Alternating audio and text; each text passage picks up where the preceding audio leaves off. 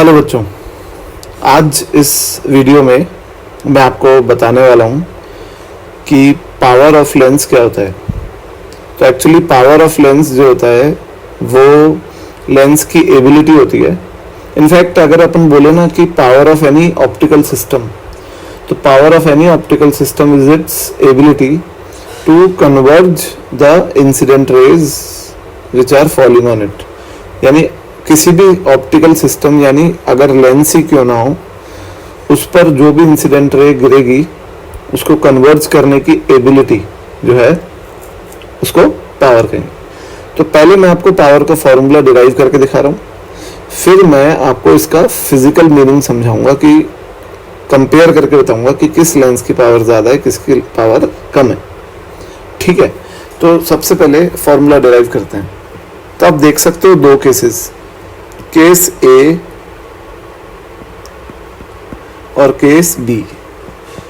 Case ए में ये paraxial ray incident हुई है और यहाँ से रिफ्रैक्ट होके मिलती है एफ पे। तो जो ये एंगल है डेल डिविएशन, ये डिविएशन ही तो हुआ। ये डिविएशन कैसे हुआ? अगर ये रे अनडिविएटेड जाती तो ये सीधी जाती, पर जब ये निकली तो ये ऐसे नीचे की ओर डिविएट हो गई। कितने एंगल पे? डेल पे। सही है ना? तो ये होता है डिविएशन। तो आप मुझे बताओ कि 10 डेल किसके बराबर है? ये एंगल भी तो डेल होगा।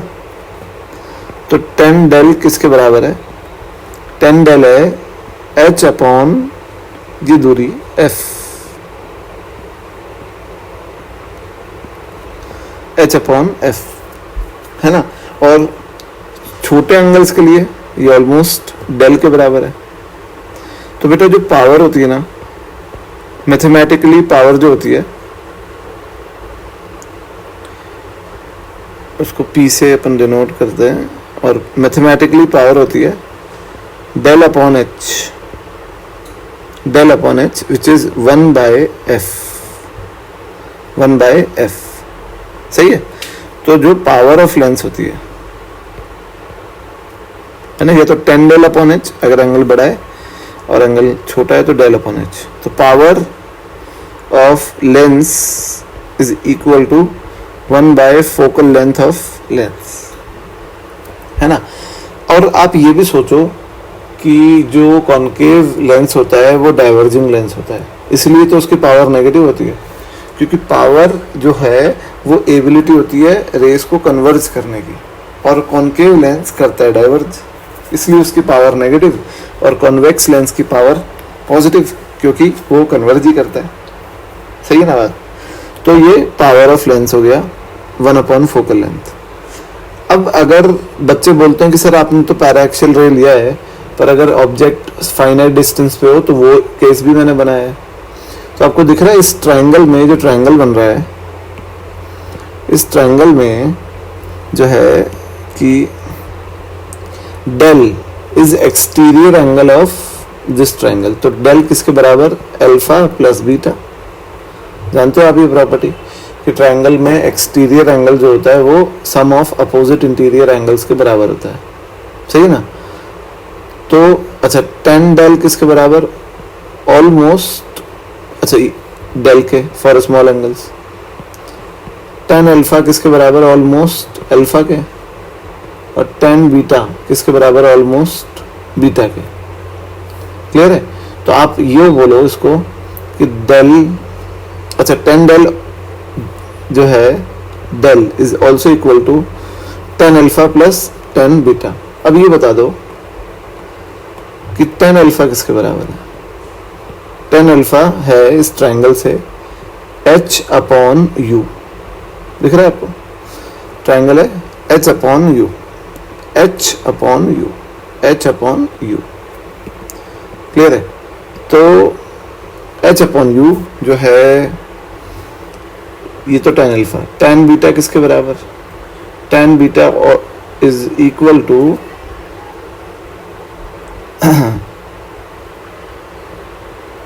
h upon v। सही है? तो डेल किसके बराबर? डेल बराबर h upon u plus h upon v। सही है।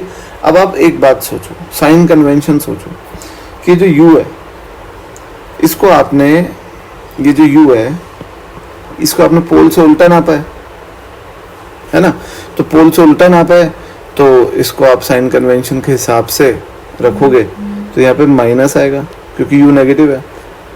सही है ना बात।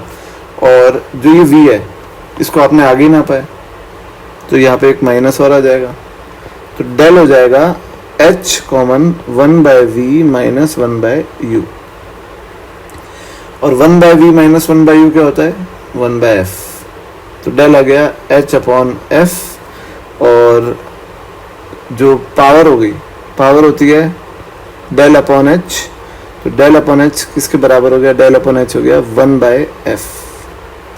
अगेन वही सेम फॉर्मूला आ गया कि पावर ऑफ लेंस आ गया 1 फोकल लेंथ ऑफ लेंस। सही बच्चों। तो ये सिनेरियो था हमारा। इसमें हमने फोकल लेंथ और पावर में रिलेशनशिप निकाली। पावर की यूनिट जो होती है वो मीटर इनवर्स हो जाएगी, और मीटर इनवर्स को डायोप्टर भी बोलते हैं, डायोप्टर, है ना। तो इसमें भी अपन पावर को मेजर करते हैं। और power of concave lens is negative और power of convex lens is positive, है ना। नॉट ऑलवेज, हमेशा नहीं होता ऐसा। ऐसा तब होता है जब लेंस का रिफ्रैक्टिव इंडेक्स सराउंडिंग के रिफ्रैक्टिव इंडेक्स से ज़्यादा है, तब की बात हो रही है। सही है। अब बेटा एक मैं कंपेयर करके आपको बताता हूँ कि इसका मतलब क्या होता है पावर का, है ना। फिजिकल मीनिंग ऑफ पावर यहाँ लिख देते हैं अपन। Physical meaning of power. ठीक है। तो मैं कुछ सिस्टम बना रहा हूं उसके लिए फटाफट से।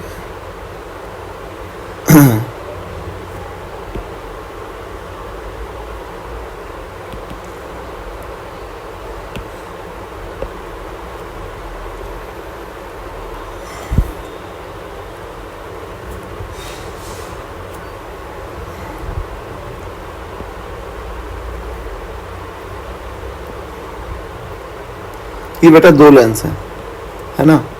ये दो लेंस, ये इनकी प्रिंसिपल एक्सिस बना दी। ठीक है। और इसको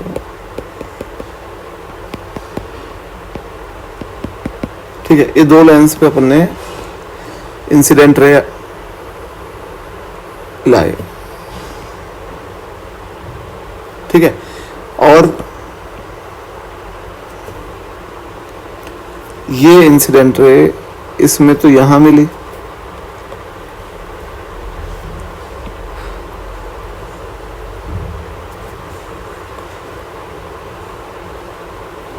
यहां पे, और इसमें ये इंसिडेंट रे यहां पे मिल गई।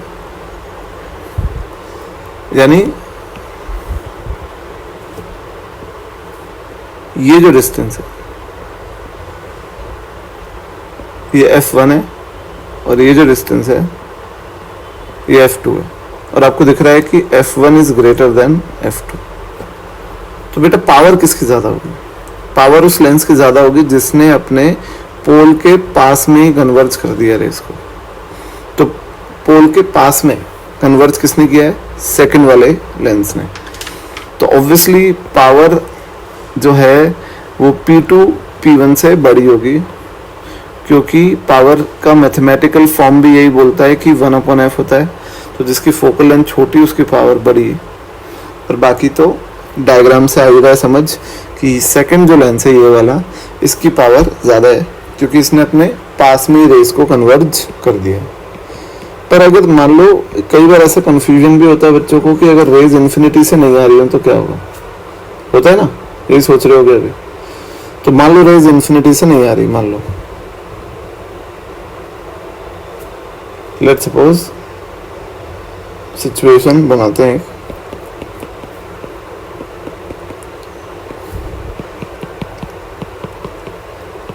इस सिचुएशन में जो रेज हैं वो एक ऑब्जेक्ट से आ रही है जो कि फाइनाइट डिस्टेंस पे रखा है। कितने डिस्टेंस पे? u, मान लो u, और इसमें भी वही सेम u डिस्टेंस पे रखा है, पर दोनों केस में जो रेज हैं वो अलग अलग जगह पे मिल रही है। इसमें यहाँ मिल रही है और इसमें यहाँ मिल गई। तो देख सकते हो आप कि ये जो डिस्टेंस है पहले वाले में, ये डिस्टेंस मान लो v1 और ये डिस्टेंस मान लो v2। तो सोचो कि बड़ा कौन है?